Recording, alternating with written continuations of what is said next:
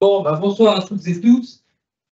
Vous avez bien fait d'être là si vous vous intéressez au métier de pilote de ligne.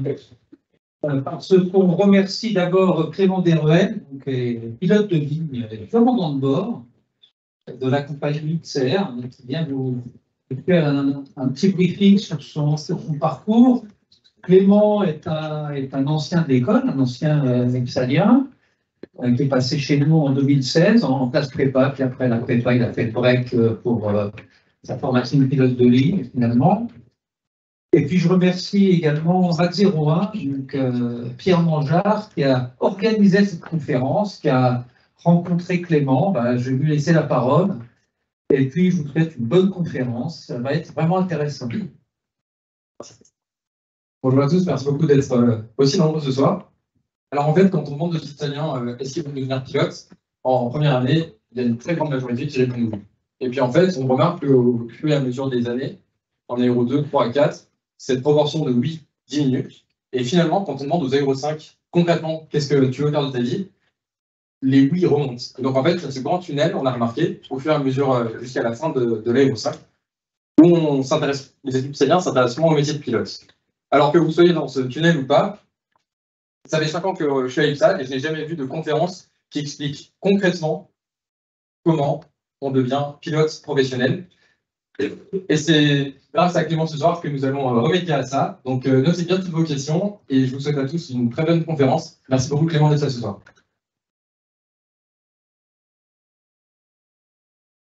Et bonsoir à tous à nouveau. Et je vous remercie d'être venus aussi nombreux pour assister à cette prise de parole pour comment devenir pilote professionnel. Je vais commencer cette présentation un petit peu en vous expliquant qui je suis et d'où je viens, pourquoi je suis là aujourd'hui. Donc à la base, je suis d'un bac ST2D, un bac technologique que j'ai obtenu en juin 2016. Ensuite, j'ai eu la chance de pouvoir obtenir la possibilité de passer des concours, les concours Advance, pour rentrer du coup, en école d'ingénieur aéronautique. Et c'est en faisant différents salons que j'ai trouvé mon bonheur en m'inscrivant à l'IPSA. J'ai réussi ces concours et intégrer l'IPSA en septembre 2016 jusqu'en juin 2018. Et ensuite, j'ai décidé de poursuivre mon rêve, qui était de devenir pilote. Via la conjoncture, à l'époque, en 2018, on avait quand même pas mal besoin de pilotes. On avait des recrutements en cours un petit peu de partout. Donc, après une mûre réflexion, je me suis dit que c'était peut-être le moment de me lancer. J'ai eu l'opportunité de le faire. Donc, j'ai saisi cette opportunité. Et j'ai intégré une école dans le sud-ouest de la France qui s'appelait Hermès Collège, qui n'existe plus désormais, mais qui était une école plutôt renommée, assez familiale. Je voulais garder un petit peu ce côté famille et puis assez proche des instructeurs et des autres étudiants, comme vous pouvez avoir aussi à l'IPSA par moment. Donc, je suis rentré en école en novembre 2018 dans une formation intégrée et j'ai fini cette formation en décembre 2020. Donc, on a un petit peu plus de 2 ans de formation avec un confinement qui est passé par là, le Covid oblige. Ce qui ne m'a pas pourtant empêché de pouvoir être embauché derrière dans mon école en contrat d'apprentissage en tant que gestionnaire d'achat. Forcément, sorti d'école, tout fraîchement diplômé, Covid, on va dire que l'état du marché était plutôt à licencier des pilotes plutôt qu'à en embaucher d'autres. Donc on s'est dit, autant profiter de ce temps libre pour faire autre chose, pour se former, découvrir du travail aérien, découvrir d'autres formations et pouvoir, on va dire, un petit peu augmenter ses compétences et pouvoir mieux se rendre ensuite après en sélection en compagnie aérienne. Donc j'ai pu intégrer un contrat d'apprentissage dans cette école en tant que gestionnaire d'achat, puis ensuite j'ai été démarché via LinkedIn, première fois que ça m'est arrivé, pour une compagnie d'aviation d'affaires basée au Bourget, qui me proposait un travail, dans un premier temps, venir travailler au sol, donc toujours dans la gestion d'achat. Donc là, c'était plus pour travailler les contrats assistance aéroportuaire et avitaillement des avions. Donc on rentrait toujours dans cette gestion d'achat, toujours en relation avec le milieu aéronautique, ce qui permettait de découvrir comment une compagnie aérienne fonctionne, comment fonctionnent les opérations, comment fonctionnent les services commerciaux, la direction, les rôles et fonctions de chacun dans une entreprise, notamment dans une compagnie aérienne. Et ensuite, en décembre 2021, j'ai été appelé en sélection au moment où le marché commençait à se rouvrir chez Air Corsica, puis ensuite chez XR. Donc du coup, j'ai pu quitter Budget pour pouvoir rentrer chez XR directement en février 2022. Et j'ai ensuite été formé au sein d'XR sur le type d'avion que je pilote aujourd'hui, qui est un Cessna Citation Mustang. Et ensuite, plus récemment, j'ai été nommé officier de la sécurité des vols au mois de mai. Et très récemment, au mois de juin-juillet, j'ai été promu commandant de bord. au sein de la compagnie. Donc j'exerce désormais la fonction de commandant de bord sur ces stations du stand. Je vais tout d'abord vous parler des différentes formations qu'on peut retrouver pour devenir pilote. Il n'existe pas qu'un seul type de formation. On va pouvoir retrouver des formations privées, comme je l'ai expliqué tout à l'heure, ce qui a été mon parcours, des formations ENAC, qui sont des formations gratuites financées par l'État sur concours, EPLS, EPLU, EPLP. Je pense que certains d'entre vous en ont déjà entendu parler, j'imagine, si vous êtes intéressé par le métier de pilote. Également des formations cadets, et enfin, la formation militaire, qui est aussi une voie assez royale pour pouvoir devenir pilote, puisqu'on a l'occasion de piloter des machines qu'on n'aura pas l'occasion de faire toute sa vie dans le civil. Donc, pour faire un petit rapide résumé sur les formations privées, ces formations coûtent de 70 à 120 000 euros. C'est le point assez important, le point noir, c'est le financement de ces formations. C'est des formations qui sont privées, donc c'est à vous de les financer, forcément, comme n'importe quelle école d'ingénieur, n'importe quelle école de commerce. Sauf que ces formations durent de 18 à 24 mois. Donc en fait, c'est un apport financier assez important sur une période assez courte. Donc des fois, ça peut faire peur à certaines personnes de se lancer là-dedans, de redemander un prêt après ses études. Mais on peut retrouver des prix similaires si on fait des écoles de commerce avec un double diplôme ou ce genre de choses. Mais voilà, il faut garder en tête quand même que c'est de 70 000 à 120 000 euros. Je vous ai illustré quelques écoles qui sont en France, que je connais de par des collègues qui sont passés par là ou de par les retours que j'ai eu d'autres pilotes. Donc quelques qui sont des écoles françaises pour la plupart, comme Mermoz Academy en région parisienne, et donc Pyrénées que vous connaissez sans doute. Yarroise Formation du côté de la Bretagne, la Stonefly. On a également des formations qui se font à l'étranger, donc en Angleterre, en Irlande, avec Atlantic Flight Academy et CAE, qui proposent aussi ces cursus-là, donc une formation européenne à l'étranger, qui permet de toujours garder une formation dans un environnement anglais et parler anglais à longueur de temps. Donc les formations ENAC sont la voie la plus royale, puisqu'on c'est une formation qui est financée par l'État, comme je vous l'ai expliqué tout à l'heure. Il y a plusieurs moyens d'intégrer l'ENAC. Donc on a les filières EPLS, qui sont les filières scientifiques. Donc il suffit juste d'être issu d'un bac scientifique. C'est ouvert de 16 à 23 ans. Donc sur concours, un petit peu comme les concours des cadets Air France, vous avez les sélections Psy0, Psy1, Psy2. Et si vous pouvez intégrer, si vous êtes retenu, vous pouvez intégrer l'ENAC et donc vous commencez le cursus pilote à partir de 0. Vous avez également les formations EPLU, universitaires, donc de 17 à 28 ans. C'est pour les personnes diplômées d'un bac plus 3, d'un BTS ou d'un DUT à caractère scientifique. C'est assez important de le préciser. Et à minima, ceux qui sont détenteurs d'une licence d'ULM ou de planeur, voire d'un PPL pratique et d'un ETPL théorique. Donc c'est vraiment la filière qui va vous permettre d'intégrer le cursus pilote en cours de route. C'est-à-dire que vous avez dégrossi votre formation de pilote avec la formation de pilote privé, avec la formation de théorique pilote de ligne, et vous allez pouvoir intégrer le cursus ENAC pour votre licence de pilote professionnel, sur laquelle on reviendra un petit peu plus tard. Et enfin, les EPLP, donc c'est une pratique pareil, qui rentre pour les personnes qui ne sont pas forcément diplômées d'un baccalauréat ou d'études supérieures, qui sont ouvertes pour les personnes qui ont déjà une licence de pilote commercial et la licence de pilote de ligne théorique. Pareil, dans le but de pouvoir terminer son cursus au sein de l'ENAC.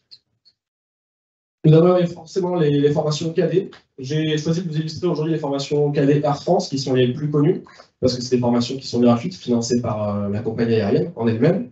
Il existe également des formations cadets pour des compagnies low cost, comme par exemple Ryanair, Vueling, qui eux ont des formations cadets, mais se portent uniquement garant pour votre prêt, mais ne vous financent pas la formation. Donc ça reste à vous de vous financer la formation. Et en échange, eux vous proposent de vous former à leur standard, et d'ensuite vous proposer une place en sélection, qui n'a rien à voir avec la formation cadet Air France, puisque la formation cadet Air France, elle vous permet de vous intégrer, de vous former de A à Z sur le cursus pilote au sein de l'ENAC, et ensuite vous donne un siège dans le cockpit, c'est-à-dire que vous avez une formation, une qualification sur la machine, et ensuite vous avez votre emploi qui vous attend après en CDI. Donc les conditions, si on a un niveau bac, il faut justifier de la licence de pilote de ligne théorique. Si on est étudiant, justifier de 120 crédits CTS dans une filière scientifique. C'est pour ça que vous avez sans doute entendu dire que oui, pour faire une carrière en France, il faut faire maths sup, maths spé. Oui, mais pas que. On peut aussi faire une filière scientifique via un DUT ou un BTS aéronautique pour pouvoir les intégrer. Il faudra passer également un certificat médical de classe 1, sur lequel je reviendrai un petit peu plus tard, et un TOEIC de 850 points. Le déroulé est très simple, il se fait en 3 étapes. Vous allez d'abord les Psy0, qui est un examen en ligne, anglais, culture aéronautique, et des tests d'attention, qui se fait chez vous sur votre ordinateur. Vous avez ensuite des tests psychotechniques et psychomoteurs, qu'on appelle des tests Psy1, qui sont généralement à Toulouse, et enfin les tests Psy 2, qui sont des entretiens de groupe et entretiens individuels. Donc à chaque fois que vous réussissez une période de sélection, vous êtes invité à la prochaine sélection pour passer, ainsi de suite. Maintenant, permettez-moi de vous parler de la formation. On va pouvoir détailler un petit peu ensemble comment ça fonctionne. Tout d'abord, avant de pouvoir passer dans une formation comme la nôtre, il est important de passer une visite médicale de classe 1. Donc, il existe deux types de classes médicales. Vous avez la classe 1, la classe 2 et la classe EAPL. La classe 1, c'est la classe la plus restrictive. Vous avez des tests qui sont faits sur des prises de sang, des urines, les yeux, l'oreille interne, l'ouïe, l'électrocardiogramme, etc. etc. C'est assez poussé comme test et c'est à renouveler tous les ans. Et c'est ce qui permet de rendre votre licence de pilote valide. Donc, avant de se lancer dans une formation de pilote professionnel, il faut savoir déjà si on est apte. Ça fait parmi des prérequis que toutes les écoles vous demanderont avant de rentrer en formation. Alors oui, on peut piloter avec des lunettes à partir du moment où notre myopie est corrigée, à partir où on est corrigé, peu importe soit myopie ou autre, à 10 dixièmes corrigé. Donc à l'époque, on nous disait pour être pilote de ligne, il faut avoir des bons yeux. Forcément, c'est plus trop vrai, parce que maintenant, avec des lentilles, avec des lunettes, sous certaines conditions, et tant qu'on a une vision qui est corrigée, acceptable, on peut se lancer dans ce cursus-là. Vous avez 4 centres en France qui permettent de passer cette visite médicale. Nous avons Toulon, qui est un centre militaire, Toulouse, le Tremblay Air France, qui est la cité Air France à Charles de Gaulle, et le centre de Clamart au sud de Paris. Voilà les deux cursus types qu'on va pouvoir retrouver pour la formation de pilote. Nous avons la formation modulaire et la formation intégrée. Je vous parlerai principalement de la formation modulaire, qui est la plus simple à expliquer, puisque c'est celle que généralement les pilotes vont faire une fois qu'ils ont déjà une connaissance aéronautique, une brevet d'initiation aéronautique ou alors une licence de pilote privé. Donc elle va se diviser, on va dire, en 5 à 6 phases. Nous avons la licence de pilote privé, le mûrissement, qualification pour les instruments multimoteurs, licence de pilote commercial, la licence de travail en équipage, et enfin la formation UPRT, qui est une formation obligatoire pour pouvoir prétendre à une qualification de type sur avion. Et enfin la formation intégrée, qui elle se fait de A à Z dans une école de formation. La formation modulaire, vous pouvez choisir où est-ce que vous la faites, petit bout par petit bout. La formation intégrée, elle se fait d'un seul bloc dans la même école. Et la grosse différence qu'on va avoir entre ces deux formations, c'est le total d'heures de vol. On aura, la formation intégrée a été créée dans le but de former des pilotes rapidement quand on en avait besoin. Donc du coup, ils ont fait un programme de formation qui inclut 150 heures de vol et qui vous permet, entre 18 à 24 mois, de pouvoir obtenir l'ensemble de vos licences. Tout d'abord, la licence de pilote privé, que vous connaissez peut-être sans doute, qui se divise en deux phases. On a la partie théorique avec une épreuve commune et une épreuve spécifique. Dans l'épreuve commune, vous allez retrouver tout ce qui est commun à l'aéronautique. Ça va être de la météorologie, ça va être de la réglementation, ça va être de la navigation, ce genre de choses. Et la partie spécifique, elle prend place sur la partie avion ou hélicoptère. Parce qu'on a une licence de pilote privé pour hélicoptère, mais également une licence de pilote privé pour avion. Donc la partie épreuve spécifique, elle, est plus basée sur la mécanique du vol en avion, la spécificité des moteurs sur l'avion, moteurs à piston ou pas, etc., etc., à défaut de l'épreuve spécifique pour hélicoptère. Donc cette épreuve, la partie pratique se divise en 45 heures de vol total, dont 25 heures d'instruction et 10 heures de solo, qui sont des vols où vous êtes seul à bord sans instructeur, vous êtes supervisé depuis le sol par votre instructeur, mais vous êtes seul à bord de l'avion. Et si vous faites le calcul, 25 plus 10, ça ne fait pas de 45.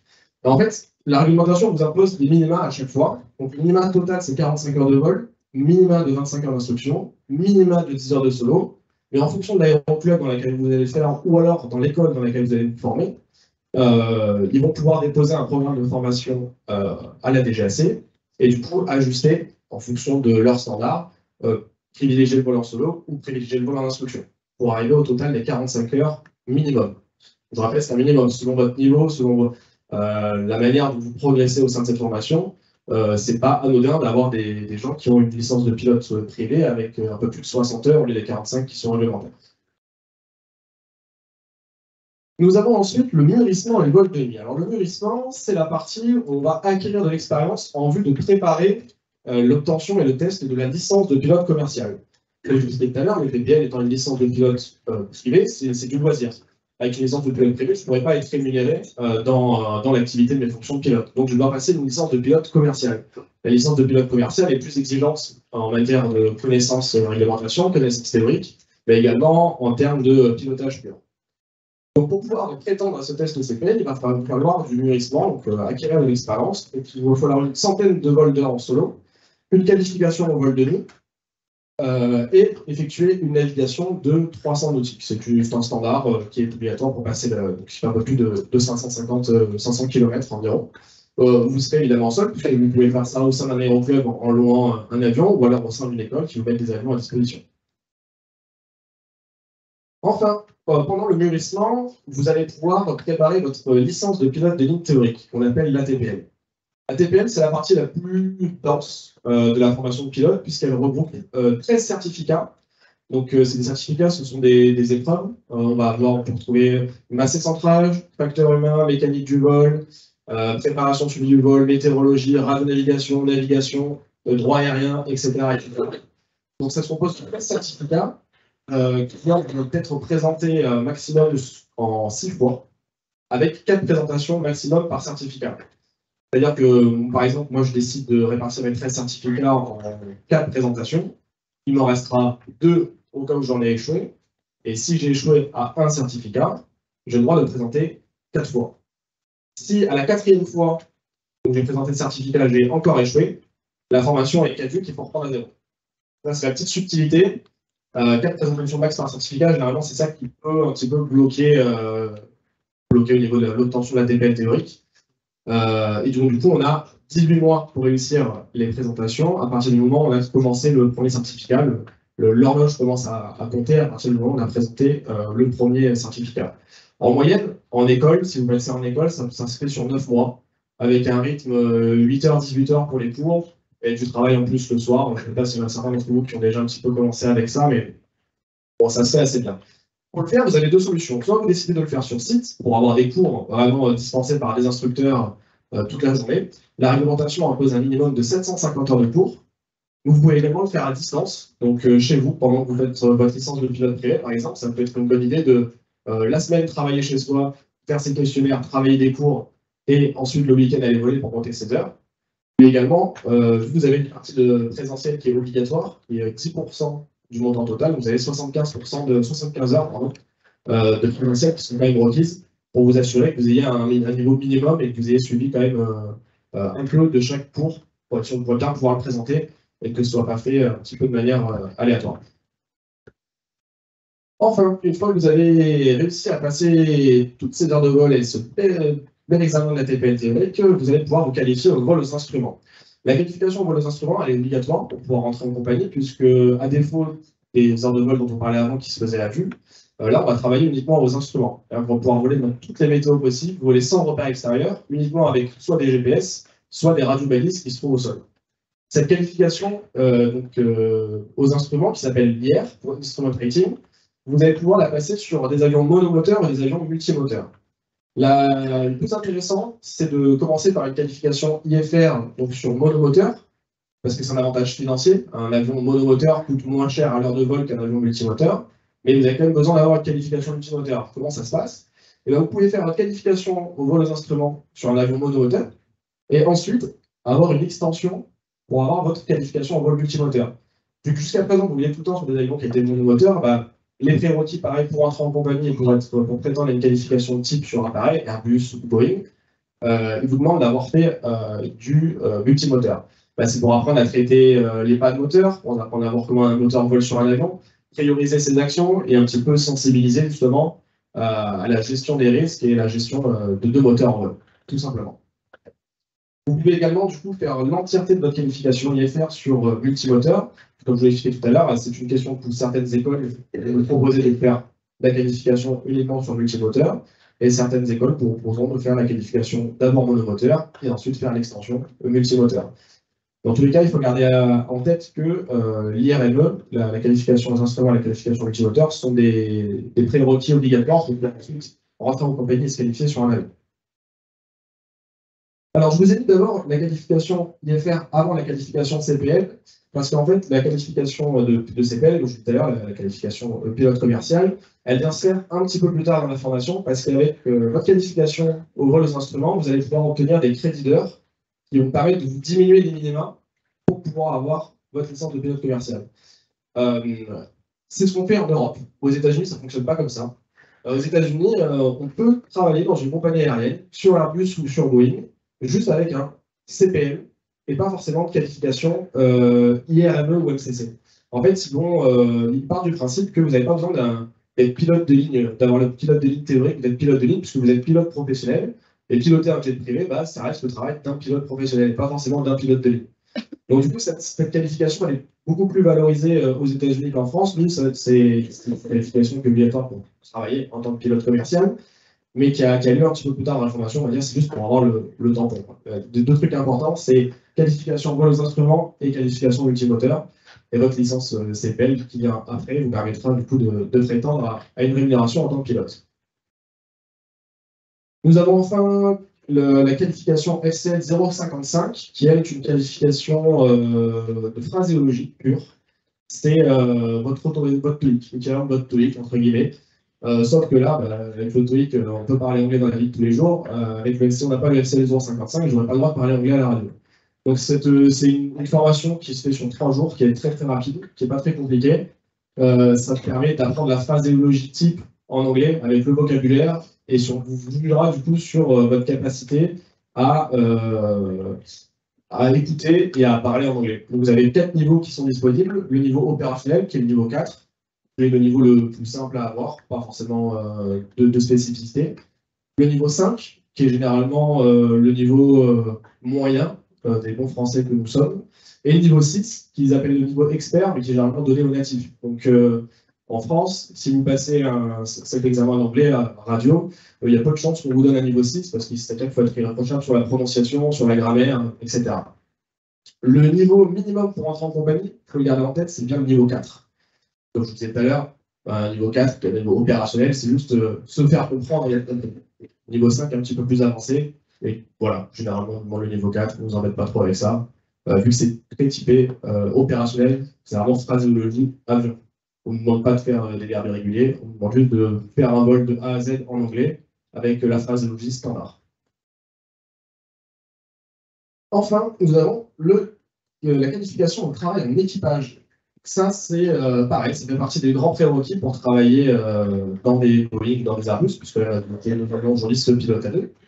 Donc, on va apprendre pendant cette qualification de travail en équipage les rôles et les fonctions de chaque pilote. Donc, ça va permettre en fait de travailler en équipage, savoir comment répartir la charge de travail, mais aussi savoir qui fait quoi. Dans l'inconscient collectif, on pense tout le temps que le copilote, c'est pas le pilote. Il n'y a que le commandant de bord qui pilote. Donc, ça veut dire quoi? Ça veut dire que quand le copilote il va passer commandant de bord, il a jamais fait poser l'avion. C'est un petit peu bizarre quand même. Donc en fait, non, on a des rôles et des fonctions. Donc les rôles, ça va être le pilot monitoring ou le pilot flying. Et la fonction, c'est effectivement officier pilote, copilote, ou commandant de bord. Et alors, lors de ces séances de simulateur, en fait, on va vraiment apprendre à gérer une charge de travail à deux. Donc on va avoir le pilot flying qui, lui, est en charge de la navigation de l'avion. Donc il va gérer les automatismes du pilote automatique, qui va gérer la trajectoire de l'avion, la radio, les balises radio, la trajectoire GPS, etc. Et le pilot monitoring, lui, il assiste dans sa fonction. Donc, il va gérer la partie radio, les checklists, si on doit faire des checklists. Et donc, c'est surtout dans les situations d'urgence que ces rôles et ces fonctions sont très importantes de bien définir chacun qui fait quoi. Et on dit souvent que 1 plus 1 égale 3, parce que justement, à 2, on n'a pas la même vision des choses, on réfléchit mieux, et quand chacun est dans un rôle bien défini, ça nous permet de travailler plus efficacement.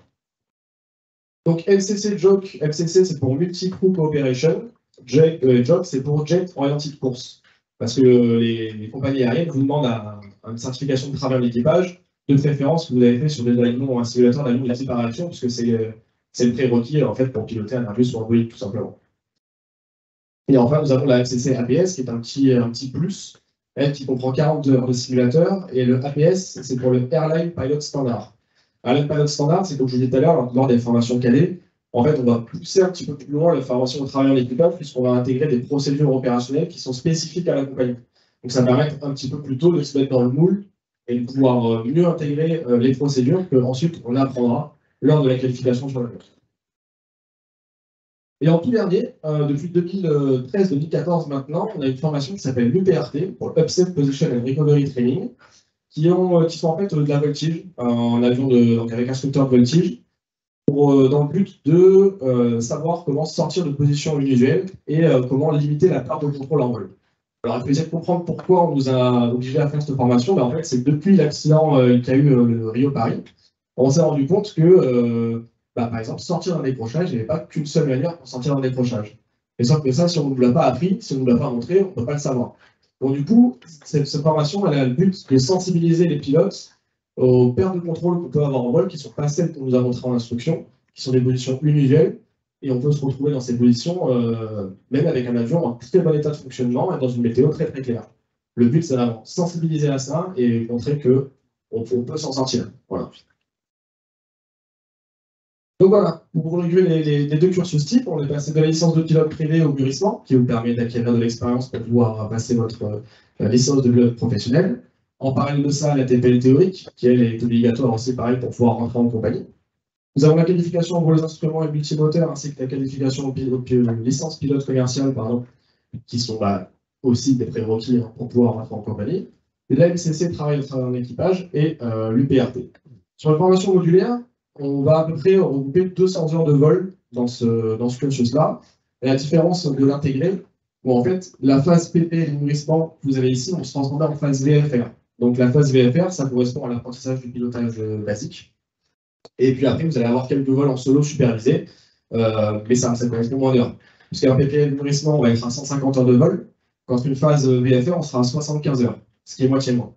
En revanche, l'avantage de la formation intégrée, c'est que vous allez faire beaucoup plus d'heures de vol aux instruments. Donc après, il faut faire le pour et le contre. Il faut voir. C'est vrai que les compagnies aériennes préfèrent une expérience vol aux instruments, parce que c'est ce qu'on pratique tous les jours, c'est ce qui est plus-value plutôt que des heures de vol à vue. Mais au final, on se retrouve avec plus d'heures de vol sur la formation modulaire. Donc, voilà. Je vous expliquerai après le pour et le contre. Et donc, du coup, on va retrouver jusqu'à 70 heures de vol aux instruments ici, qui est nettement plus que la formation modulaire. Et après, la fin de la formation se déroule pareil. Donc, on a généralement 150 heures de vol lorsqu'on sort de la formation intégrée, contre 211 heures de vol quand on sort de la formation modulaire. Ensuite, une fois que vous avez toutes vos qualifications, vous avez vos licences, maintenant, il va falloir trouver du travail. Et le plus dur, généralement, c'est ça. C'est pas la formation en elle-même, ça va être de trouver du travail. Parce que vous êtes plusieurs, vous avez les mêmes qualifications, vous avez fait toutes les mêmes écoles, c'est sympa, on a tous 200 heures de vol. Maintenant, comment on va faire la différence en entretien et en sélection en compagnie? Alors, les sélections en compagnie, elles se passent de la manière suivante. Vous avez généralement des épreuves KTPL théoriques, qui est vraiment des questions de réglementation pure, mécanique du vol, du masse et centrage, des questions opérationnelles. Vous avez ensuite des épreuves en simulateur. Donc, pareil, votre capacité à gérer une situation, à travailler à deux, ce qui va permettre d'évaluer un petit peu vos compétences dans des milieux un petit peu non standards. Enfin, des épreuves psychotechniques. Donc, les épreuves psychotechniques, ça va être un petit peu ce qu'on retrouvait tout à l'heure dans les formations cadets, avec des tests, tests de compréhension orale, vous allez avoir des tests abstraits, des suites numériques, ce genre de choses. Et vous avez également des entretiens avec des psychologues, avec des tests de personnalité pour vous cerner, en fait, pour savoir qui vous êtes vraiment. Et généralement, à ces tests-là, en tous les cas, on peut avancer. C'est obligatoire pour rentrer en compagnie depuis l'incident Germanwings. Et enfin, vous avez les entretiens que vous retrouvez comme dans toutes les ressources humaines, entretien de groupe et entretien individuel. Je vais vous parler ensuite maintenant des points qui sont intéressants, les points sur lesquels il faut travailler pour pouvoir être sélectionné et pouvoir travailler cette sélection en compagnie. On va évaluer deux choses principalement, qui sont les compétences techniques et les compétences non techniques. Dans les compétences techniques, vous allez retrouver vraiment les compétences pure machine, donc utilisation des automatismes, gestion des priorités, des types de l'autopilote, etc. Le pilotage, pur et dur, savoir piloter. Connaissance de la réglementation, connaissance de l'appareil et de ses limites. Donc pareil, ça reprend un petit peu ce que je vous disais tout à l'heure, savoir dans quelle position je vais me sentir à l'aise avec mon avion ou pas, et quand est-ce qu'il y a une relance, ou quand est-ce qu'on peut tolérer cette position-là. Et ensuite, la priorisation des tâches. Dans les compétences non techniques, vous allez retrouver plus le côté facteur humain, qui est facteur humain et psychologique, qui est une grosse part du travail personnel qu'il faut faire pour pouvoir intégrer une compagnie et pouvoir bien travailler les sélections. On va retrouver dedans l'honnêteté intellectuelle, la résilience, le travail en équipe, la remise en question, communication, gestion des risques, prise de décision, conscience de la situation. Honnêteté intellectuelle, résilience, c'était les 2 points clés au métier de pilote. Est-ce que la résilience, vous connaissez ce mot-là ou pas? Non, personne n'a jamais entendu parler, mais c'est normal. C'est encore un truc d'aéronautique. La résilience, c'est votre capacité à gérer une situation inconnue avec votre expérience. On peut mettre ça en corrélation avec l'incident qu'il y a eu dans l'Hudson. Voilà, le capitaine Schellenberg, là, il s'est retrouvé à 5000 pieds avec ses 2 moteurs en panne, et il a regardé la checklist, et la checklist, elle disait qu'il fallait au-dessus de 20 000 pieds. Bon, du coup, en dessous de 20 000 pieds, il n'y a pas de checklist. Comment je fais? Je vais prendre l'expérience que j'ai acquis, je vais prendre ma connaissance de la machine, la connaissance de mon copilote, et puis je vais essayer de faire quelque chose pour sauver, pour arranger la situation, quoi. Donc lui a trouvé la solution de démarrer la PU, se poser dans le sol, etc. Mais c'est marqué nulle part dans la checklist, et ce qui lui a été reproché plus tard. Donc la résilience, c'est important, c'est cette capacité à gérer une situation inconnue juste avec son expérience. L'honnêteté intellectuelle est au cœur de tous les vols qu'on fait, puisqu'on a à cœur de pouvoir amener les passagers d'un point A à un point B dans toute sécurité. Et la sécurité, c'est le mot le plus important dans notre métier. L'honnêteté intellectuelle, ça va être de reconnaître ses torts, mais aussi de communiquer de manière transparente. Par exemple, je suis en train de faire la visite pré-vol de mon appareil, je passe un peu près de l'aile, bam, je tords le bout de l'aile. Voilà. Il ne faut pas que je le dise à mon commandant de bord et à la compagnie, sinon ils vont me passer un savon et ça ne va pas le faire. Tu vas remonter à bord, vous allez décoller, boum, vous avez un problème parce que le bout de l'aile il était tordu. Qui c'est qui a tordu le bout de l'aile? Ah, si on avait pu le voir avant, on ne serait pas parti, ceci, cela. Donc en fait, il faut partir du principe qu'il faut être honnête avec les autres et honnête avec soi-même. Si on vous pose des questions sur la réglementation, sur des catégories d'approche, peu importe, si vous ne le savez pas, vous avez le droit de ne pas le savoir. Même un pilote expérimenté qui a plus de 15 heures de vol a le droit de ne pas savoir les choses. Mais ce qui est important, c'est de savoir le dire et de dire, ok, ça, j'ai pas l'info sur ça, mais je sais où je peux trouver l'information et je vais aller chercher et je te donnerai ensuite l'information. Plutôt que d'inventer des sottises. Ça peut créer justement à des incidents, voire à des accidents, avec l'hyperconfiance ou ce genre de choses, ou quelqu'un qui veut prétendre tout savoir, en fait, en réalité, ne sait pas grand-chose. Donc voilà, les deux points les plus importants sur lesquels je voulais vous parler, c'est l'intellectuel et la résilience. Ça rentre aussi avec la remise en question et la communication. Et enfin, la prise de décision et la conscience de la situation, ça va être les points qui sont surtout évalués lors de la qualification de travail en équipage et lors de votre qualification de vol professionnel, puisque c'est ce qui va permettre de vous différencier de quelqu'un en sélection sur la manière dont vous allez prendre la décision en mettant d'un côté le côté opérationnel, mission, et de l'autre côté l'aspect sécurité de la réalisation du vol. Et enfin, une fois que vous avez réussi votre sélection en compagnie, maintenant il va falloir se qualifier sur l'avion. Donc on parle de qualification de type QT, ou en anglais type rating, ça dépend. Et donc ça va être une qualification qui est spécifique à chaque avion. C'est une formation qui se déroule généralement uniquement en simulateur. Qualification qui est valable sur un seul type d'avion. Donc si je suis qualifié sur Airbus A320, je ne pourrais pas être qualifié sur Airbus A340. Ça ne marche pas.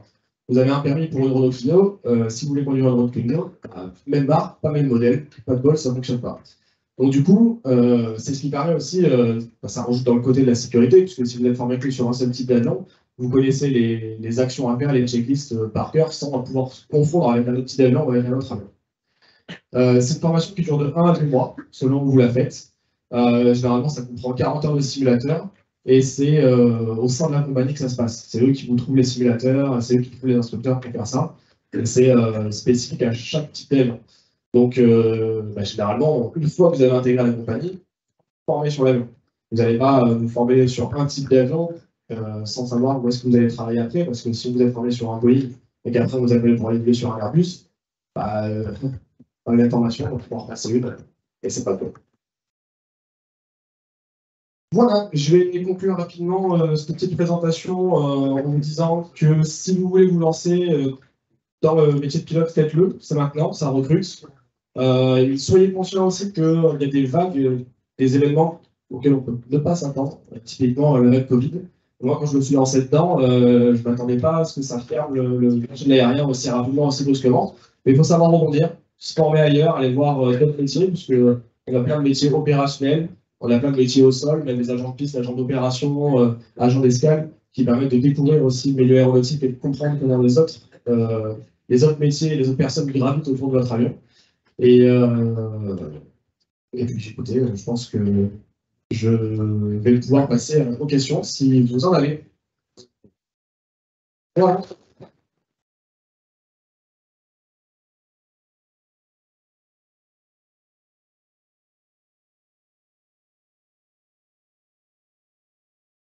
C'est un peu speed, c'est parce que c'est ma première présentation, donc ça reste un peu. Une question? Hop, au fond.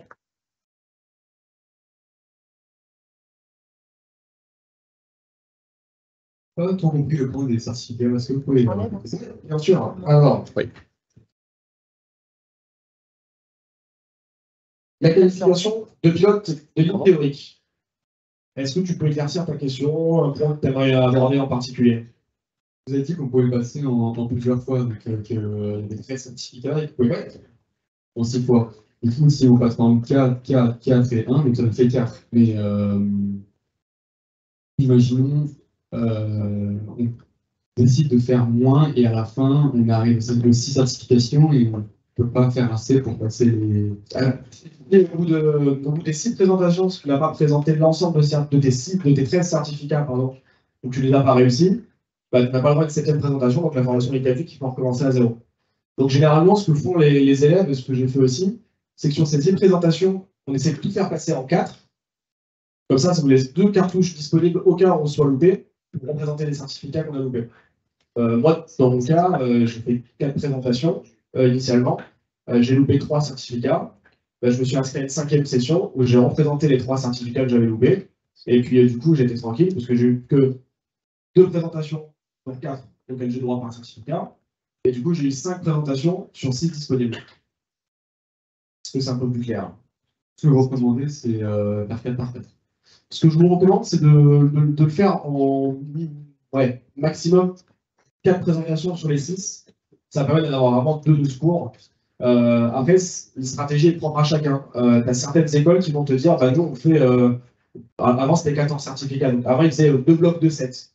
Alors, vous avez 2 présentations, une fois 7 certificats, une fois 7 certificats. Que là, il faut être chaud. Généralement, ça se fait en 9 mois. Ils faisaient ça à bout de 4 mois, 4 mois et demi. Généralement, dans les écoles, ce que vous l'avez trouvé, ça se présente généralement en 4 modules. C'est divisé en 4. Et en fait, ils regroupent les certificats ensemble. Par exemple, vous allez avoir radio-navigation et navigation générale. Bah, il faut les grouper ensemble. Comme ça, quitte à travailler dans une matière, ça te permet d'avoir l'esprit plus clair plutôt que de travailler des matières qui n'ont aucun rapport entre elles. Et donc, du coup, ça permet de gagner du temps et d'être plus efficace. J'avais une question. Par rapport aux lunettes. Moi, par exemple, sans lunettes, j'ai 5 sur 10. Donc, avec les lunettes, ça passerait. Tant que tu es corrigé, en fait, tant que tu as 10 dixièmes corrigés, c'est bon. Après, je ne porte pas de lunettes, donc je ne connais pas le détail de la réglementation, mais des copains à moi qui en ont dit, et j'ai revu ça avec l'ophtalmo il n'y a pas très longtemps, si tu portes des lunettes ou des lentilles, il faut juste que tu aies une paire de lunettes avec toi en permanence accessible, une deuxième. Accessible. Donc ça veut vraiment dire tout et n'importe quoi, c'est la magie de la réglementation. Donc ce que je te conseille, c'est d'avoir sur toi ou dans le cockpit, d'avoir un étui toujours avec un deuxième jeu de lunettes à proximité. Mais 10 dixièmes corrigés, c'est bon. Même si tu as 2 dixièmes pas corrigés et que tu vois rien, si tu es corrigé, c'est le principal. Une autre question? C'est quoi?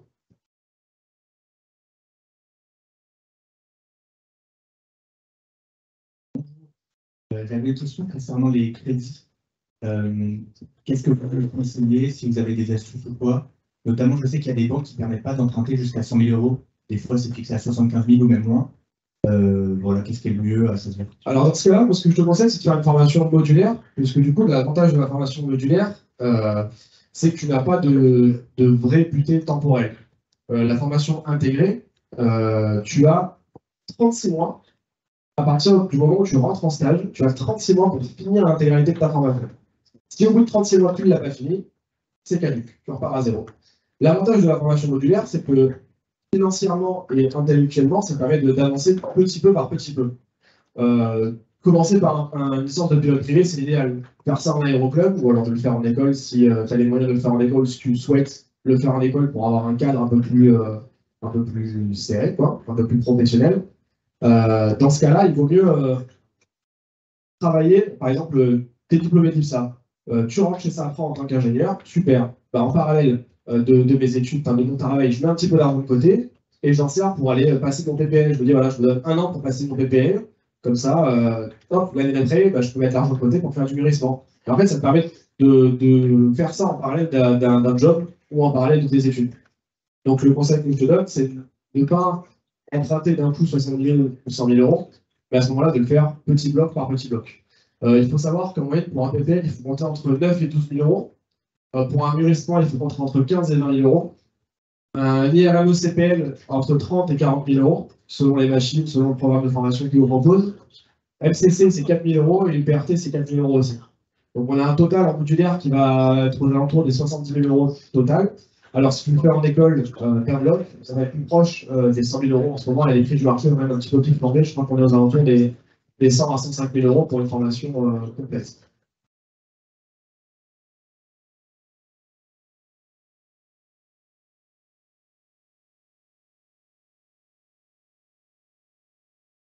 C'est pas que t'as plus d'argent.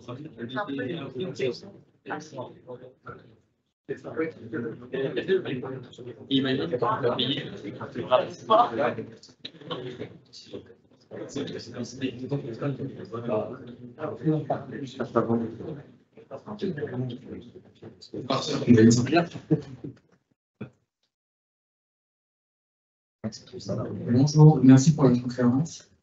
De nos jours, il y a pas mal de compagnies Sharptech qui se développent. J'aimerais savoir votre avis, comment l'intérêt, si en de les viser en premier job ou autre. Alors oui, complètement, les compagnies low cost sont des bons tremplins pour commencer sa carrière de pilote professionnel. Alors il y a low cost et low cost. Des compagnies par exemple comme Ryanair, on entend souvent Ryanair paye mal ses pilotes, etc. Oui et non. En fait, quand tu commences dans une compagnie aérienne et que tu n'es pas expérimenté, on va pas pouvoir te donner un salaire qui correspond à quelqu'un d'expérimenté. Donc généralement, au début, les 6 premiers mois ou la première année, tu vas avoir un salaire qui diminue. Et ensuite, passant des caps d'expérience, donc on compte en nombre d'heures de vol, ça peut être 500 heures, 1000 heures, 1500 heures, 2000 heures, on va avoir des caps de salaire qui vont pouvoir être faits. Et étant donné que c'est des compagnies low cost qui volent le plus, c'est super intéressant pour acquérir beaucoup d'expérience en peu de temps et ensuite pouvoir prétendre à d'autres compagnies aériennes qui, elles, ont des minima beaucoup plus importants. Je te prends l'exemple de Cargolux, qui est une compagnie aérienne qui exploite du Boeing 747 uniquement en cargo, basée au Luxembourg. Et bien eux, ils ne embauchent pas des pilotes s'ils n'ont pas 3500 heures. Comme tu dis, 3500 heures, sympa, mais à coût de 150 € l'heure de vol, ça me coûtait un peu cher. Bon, du coup, ils voulaient se rentrer dans une compagnie aérienne qui va beaucoup voler. Et tu dis, voilà, je me fais 4 ans chez Ryanair, ou 2 ans chez Wheeling, ou peu importe. Comme ça, j'acquiers de l'expérience. Une fois que j'ai de l'expérience, je peux prétendre à d'autres boîtes qui ont d'autres appareils et qui ont d'autres salaires qui sont plus intéressants. Donc, le low cost, c'est une super opportunité pour commencer.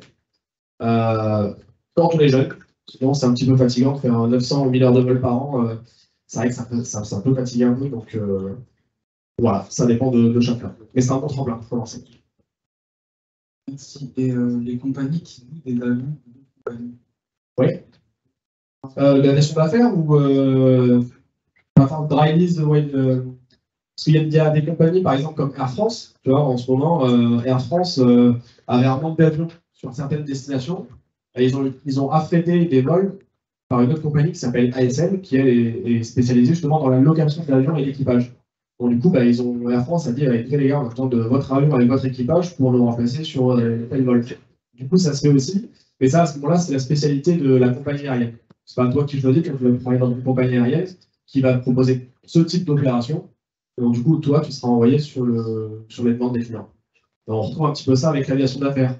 L'aviation d'affaires, tu as beaucoup de compagnies aériennes qui ont des jets privés, qui sont soit la propriété des jets de la compagnie, soit la propriété de personnes physiques. Et en fait, ils louent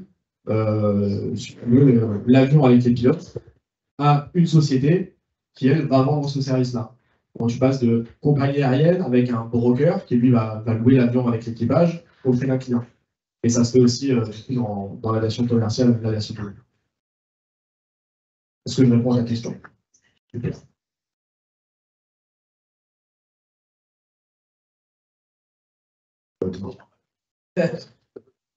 On va parler un peu fort, sinon c'est pas grave. Ouais, au pire. Au pire. C'était concernant la théorie.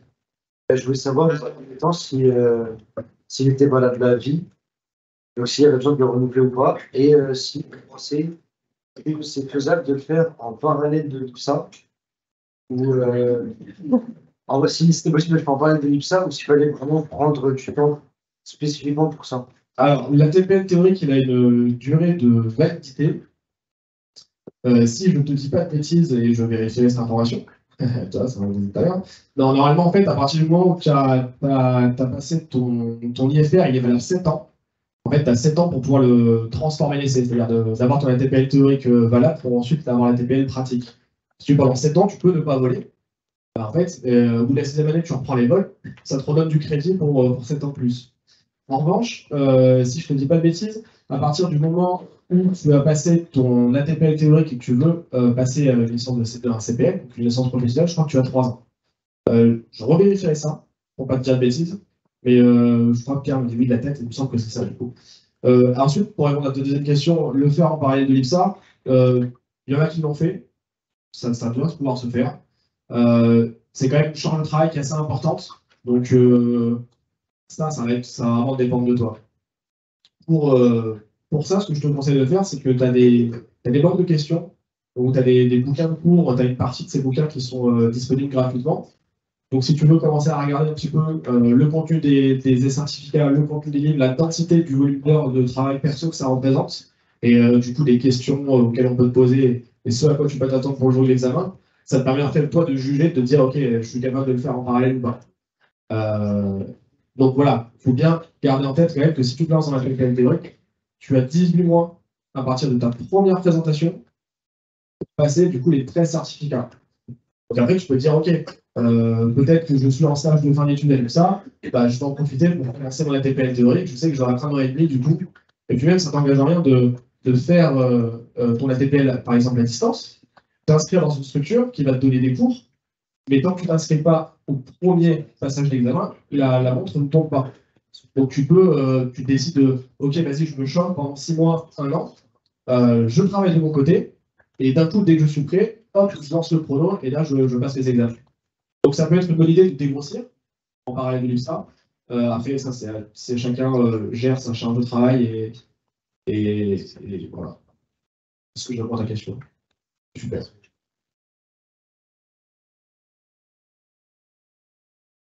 Est-ce qu'en tant que pilote de ligne, où est-ce qu'on vole? À quel endroit on vole? Alors, dans mon cas, moi, je travaille dans l'aviation d'affaires, donc je pilote des jets privés. Et là, on a un planning qui dépend un petit peu des clients. Donc, on a soit des vols qui sont prévus à l'avance. Donc, je sais que la semaine prochaine, je ne serai pas là de telle date à telle date parce que je vais faire ça, ça, ça comme vol. Des fois, chez moi, je fais d'astreinte, on m'appelle, on me dit bon, ok, tu pars pour Francfort, demain vous allez à Nice, vous dormez à Nice, ensuite Venise, et Venise tu rentres à Paris. Et des fois tu es dans ton canapé, et bon, bah, tu prépares une valise et tu t'en vas. Donc là, on ne choisit pas où on va dans mon métier. Par contre, dans les compagnies aériennes, type aviation de ligne, Air France, etc., tu peux demander, ça arrive de demander des destinations, par exemple, quand tu as une personne qui va voler sur un vol, tu dis ah bah attends, je vais essayer de me mettre sur ce vol-là. Sinon, tu es un petit peu tributaire du planning, quoi, des vols pour t'associer. Tu peux toujours t'arranger pour essayer de faire des vols quand ça fait plaisir, mais généralement, c'est plutôt à la demande, en fonction des besoins de la compagnie.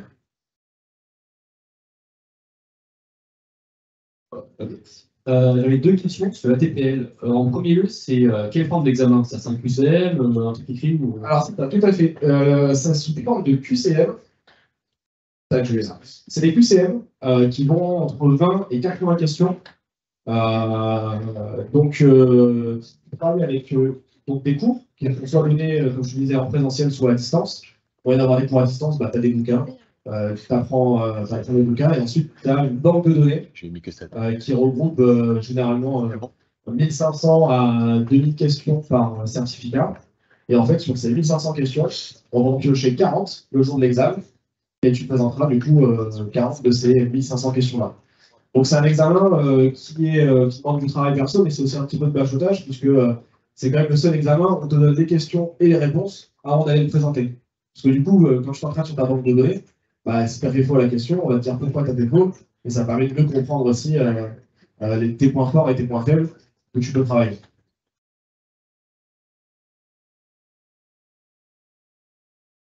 En présentiel, il faut compter à peu près 10 000 euros, parce que ça représente donc 750 heures minimum. Généralement, les écoles aiment bien mettre jusqu'à 750-800 heures de cours. Avec un instructeur de 8h à 18h en volume horaire. Et à distance, il faut compter entre 1500-1800 euros jusqu'à 3000 euros, selon les écoles dans lesquelles tu le fais.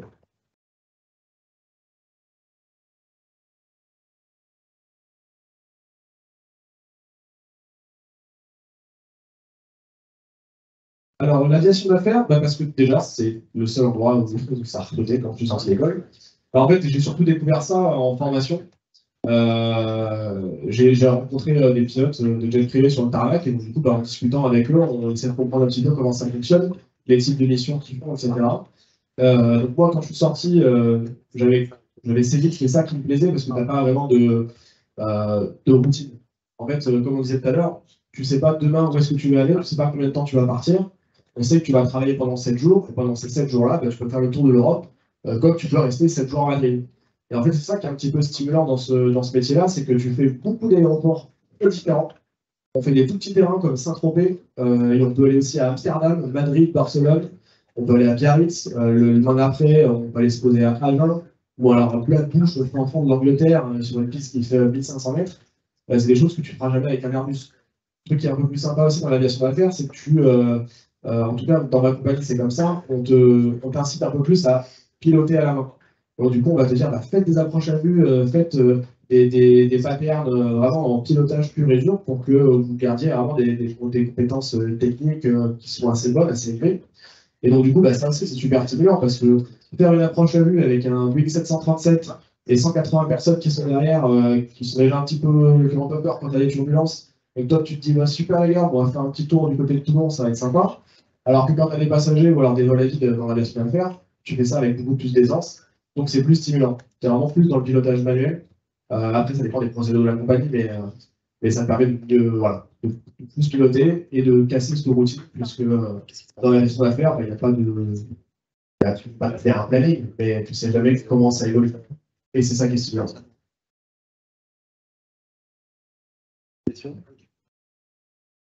Il y a des questions en ligne, sinon. En ligne, on va envoyer l'appel là-bas.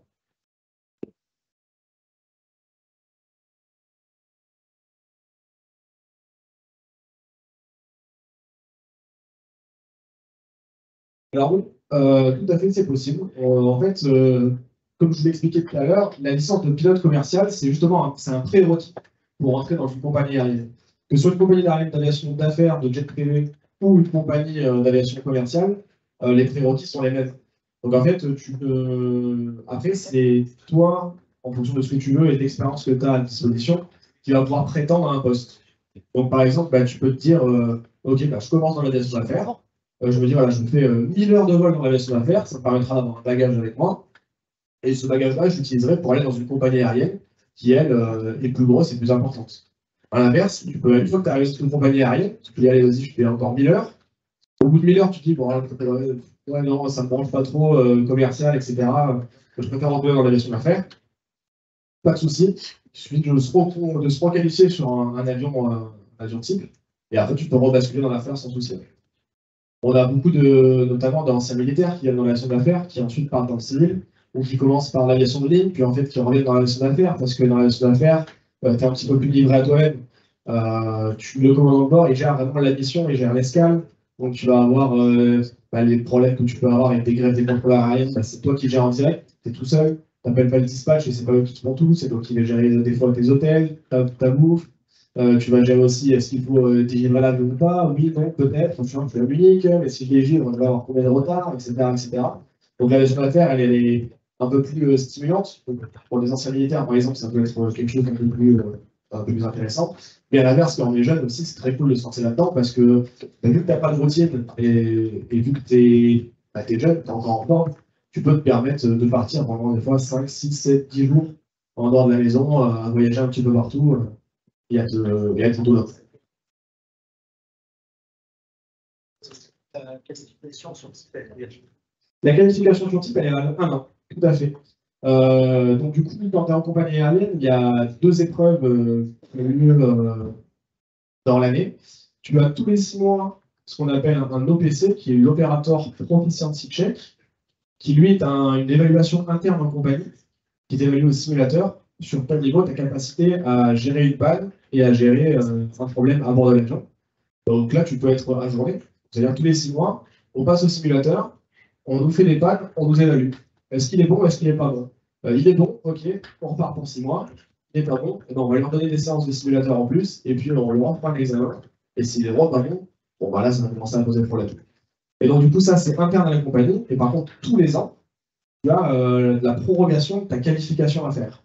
Donc même si tu fais des pannes tous les 6 mois, tu as quand même un examen qui a lieu une fois par an, qui est la validité pure de ta qualification. Donc ça sort en dehors des standards de la compagnie. C'est vraiment les standards de la machine. Et ça, c'est une fois par an. Donc ça valide, c'est ça.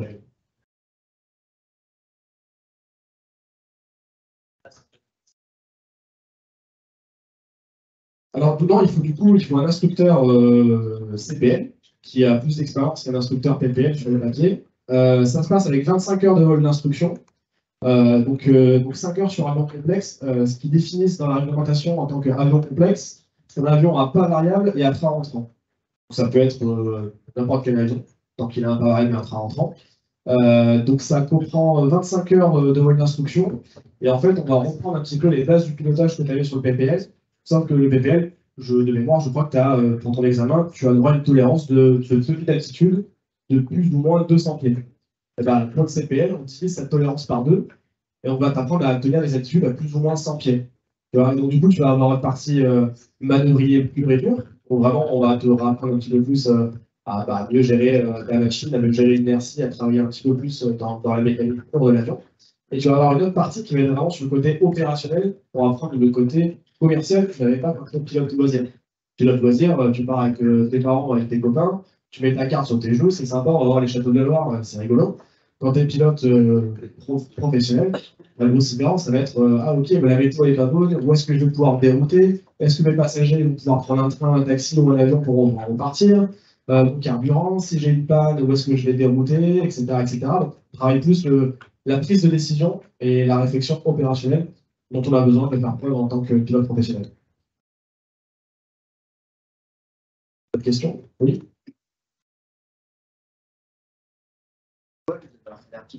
Alors, dans ma compagnie, on a un salaire qui est fixe. Peu importe si on vole ou on ne vole pas, on a le même salaire à la fin du mois. Dans d'autres compagnies d'aviation d'affaires, ce n'est pas le cas. Là, il y a un salaire brut minimum, qui est un minimum garanti par mois. Et ensuite, on te dit, voilà, on te garantit 30 heures de vol minimum par mois, à être payé, je me dis, 2500 € net. Et si tu fais plus de 30 heures de vol, on te paye 150 € de l'heure de vol en plus. Donc, du coup, ça permet, quand ça vole beaucoup, d'avoir des salaires, des parts variables assez importantes. À l'inverse, quand ça vole moins, du coup, tu as des parts de salaire qui sont un peu plus diminuées. Et ça a notamment posé pas mal de problèmes pendant l'épisode Covid avec des pilotes qui étaient justement rémunérés avec un mini brut ridicule. On leur disait, oui, on vous garantit 60 heures de vol par mois à ton euro de l'heure. Ah, ok, ça me fait un salaire de 1500 €, c'est super. Sauf que du coup, quand ils se sont retrouvés au chômage partiel cause-Covid avec les avions groundés au sol, vu que vous avez plus d'heures de vol, on ne donne plus cette part variable. Et donc, tu te retrouves avec une part de base qui est ridicule. Donc, après, ça dépend des compagnies. Tu as certaines compagnies qui te payent un fixe et d'autres qui te payent avec une part variable en fonction du volume d'heures que tu fais à l'année. Voilà. Non, ça a été répondu. Une autre question. C'est quoi le moyen le plus rapide pour accéder aux plus grosses compagnies? Les moyens les plus rapides pour accéder aux grosses compagnies. Écoute, si une grosse compagnie, tu penses par Air France, je te dirais la filière cadet. C'est le plus rapide, le plus simple. Après, Air France, comme je le disais tout à l'heure, tu as d'autres moyens d'y accéder, avec des filières aussi professionnelles. Une fois que tu as les licences de pilote commercial, que tu as ton bagage, etc., tu peux aller les postuler. Après, le moyen le plus rapide, c'est de démarcher, envoyer des CV, et puis après, si le CV correspond avec le minimum, t'es appelé en sélection, et après, il faut défendre sa preuve en sélection. L'autre moyen qui est efficace et qui est promu par pas mal de pilotes, c'est un peu de travail aérien avant. Par exemple, remorquer des panneurs, faire du lagage para, ce genre de choses. Ou alors proposer des vols de tactile ou devenir instructeur. Il y a la formation instructeur aussi qui est une belle voie pour monter des heures de vol. Et une fois qu'il y a un minimum un peu plus important, les gens ils sont plus intéressés parce qu'ils disent ah oui, il n'a pas que fait de l'école. Il a aussi une expérience en tant que nageur, il a une expérience en tant qu'instructeur, il a fait ça sur tes pieds de la Chine, etc., etc. Donc c'est à double tranchant. Des fois, tu as des gens qui vont faire beaucoup d'instruction pendant longtemps, mais qui ne vont pas forcément retrouver un travail en compagnie parce qu'ils vont être continuellement dans l'instruction. Et des fois, tu as des jeunes, comme des amis à nous, qui ont pu faire pendant un an et demi d'instruction, donc ils ont pu acquérir pas mal d'expérience, et ensuite, du coup, prétendre à des compagnies un peu plus importantes qui demandaient un minimum d'heures plus gros que s'il était juste sorti d'école. Est-ce que c'est clair? Ok, super. Pour info, il y a un alumni IPSA là, de la promo 2022 qui est au cadet, Nathan Doléac, qui est cadet Air France. Donc c'est possible de faire l'IPSA et d'être cadet après. Il y a une vidéo de son témoignage sur la chaîne YouTube de l'IPSA.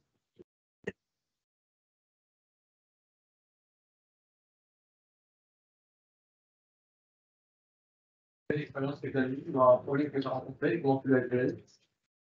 Oui, des problèmes, pour l'instant, j'en ai pas trop eu. C'est vrai, c'est chiant. Alors, généralement, le truc le plus souvent qu'on a, c'est des passagers en retard, donc du coup, des créneaux qui sautent. Donc après, bah, quand tu as des créneaux qui sont enlevés pour le décollage, si tu le loupes, bah, tu te reprends du retard. C'est fois après, tu as l'aéroport qui perd, du coup, il faut prévoir la nuit, le départ le lendemain. Moi, j'ai pas eu de. Pour l'instant, j'ai des situations un petit peu exceptionnelles comme ça à gérer, ni de situation d'urgence, pour l'instant. Et dans l'application d'accueil, on a quel type de relation avec ses clients? C'est la relation assez claire. En fait, on est un petit peu comme un chauffeur de taxi. Alors, vraiment, on est à la disposition du client pour aller le chercher et pour le récupérer. Donc, il faut savoir être poli, cordial, comme tout. Mais je pense qu'il faut aussi savoir faire preuve un petit peu des fois, de savoir-être ferme, savoir où mettre la limite, parce que des fois, tu as des clients qui peuvent te mettre une pression psychologique avant le vol, en disant non, non, mais là, la météo, oui, ça passe pas, mais moi, j'ai été pilote, ou moi, je connais quelqu'un qui est pilote, attendez, je vais l'appeler, oui, ça passe, vous pouvez y aller, vous pouvez y aller. Et généralement, le plus dur, c'est de résister à cette pression psychologique de la part des clients qui vont vouloir absolument que tu les amènes à la destination. Donc, il ne faut pas oublier que le rôle du commandant de bord, c'est d'amener tout le monde à destination en sécurité. Que si pour X ou Y raison, tu juges que les conditions de sécurité ne sont pas adéquates, bah, tu as le droit de dire non et on ne pourra jamais venir te rendre.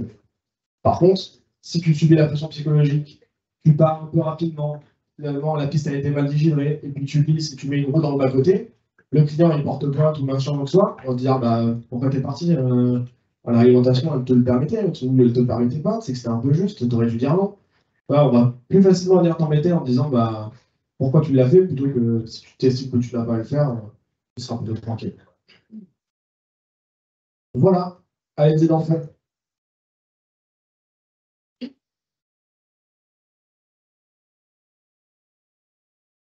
Alors, quand tu dis MPL, c'est le Multi-Pilot License? C'est une formation cadet. Ouais, c'est la formation. Propose-moi tes questions, je peux les avoir entendu. Alors, la formation MPL, à ma connaissance, maintenant, n'est plus trop d'actualité, puisque en fait, quand tu parles de MPL, tu parles de formation Multi-Pilot License. En fait, maintenant, je crois, il faudrait que je vérifie, en fait, ça regroupe dans le travail d'équipage, dans le MCC. C'est une fois que tu as fait tes 1500 heures et que tu es éligible à la TPL pratique, maintenant, la FPL, ça correspond à ça. C'est la TPL, la TPL pratique, donc la licence de pilote de ligne pratique, qui peut être, donc, dont les minima sont 1500 heures de vol, dont 500 heures de vol en équipage, etc. etc. Et c'est indispensable pour devenir commandant de bord sur avion de, on va dire, gros tonnage. Tu as deux types d'avions. Tu as les avions, ce qu'on appelle CS-25 et CS-23.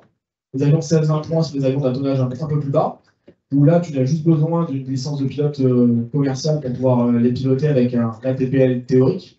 Tu n'as pas besoin d'avoir un ATPL, un ATPL pratique, pardon. Donc moi, c'est ce que je fais. Je suis commandant de bord, pourtant, j'ai pas les 1500 heures de vol, j'ai pas passé la TPL pratique. Mais par contre, si je rentre chez Air France demain, je passe sur un avion plus gros tonnage, qu'on appelle CS-25, là, il me faudra du coup tous les prérequis dont on a parlé tout à l'heure. Et une fois que je suis éligible pour passer la TPL pratique, alors je passe un examen en simulateur avec un examinateur spécialisé pour évaluer ma capacité à être commandant de bord sur un avion plus gros tonnage. Est-ce que ça répond à ta question?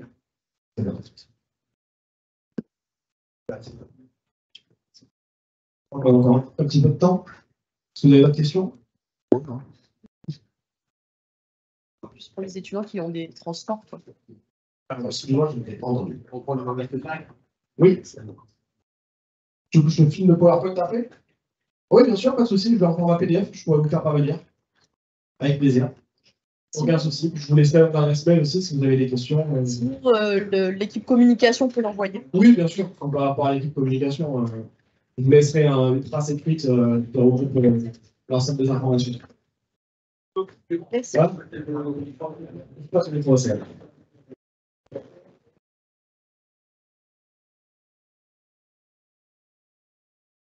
Pour partir, on voulait juste remercier, tous vous remercier d'avoir pu participer à cette conférence et surtout remercier Clément d'avoir pris le temps de nous expliquer son parcours et la formation de cette formation.